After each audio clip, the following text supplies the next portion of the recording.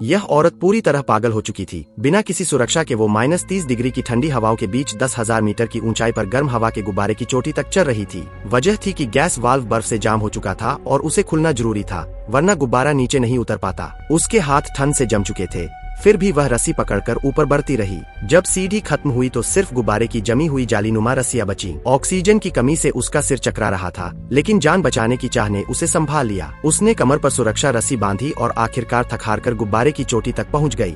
वहां उसने वाल्व खोलने की भरपूर कोशिश की, कोहनी से मारा, लेकिन कामयाबी नहीं मिली। थकान से बेहाल होकर उसने जूते की फीते काटे, फिर वही बेहोश होकर गिर पड़ी। शुक्र था कि गुब्बारा नीचे आना शुरू हुआ, मगर वह खुद भी फिसलने लगी। होश आने पर उसने पाया कि रस्सी ने उसे बचा लिया है। साथ ही आदमी अभी भी बेहोश था, इसलिए उसने अकेले ही संघर्ष किया और आखिरकार उसे भी होश में ला दिया। गुब्बारा धीरे धीरे नीचे उतर रहा था और दोनों ने राहत की सांस ली, लेकिन तभी खतरा और बड़ा हो गया। उन्होंने देखा कि आसमान में गिरती बर्फ की परतें स्थिर है, मतलब उनका गुब्बारा तेजी से धरती की ओर गिर रहा था। दोनों ने तुरंत वजन कम करना शुरू किया, जो भी सामान था, यहाँ तक कि अपने कपड़े तक फेंक दिए, पर रफ्तार कम न हुई। आदमी को एक उपाय सूझा।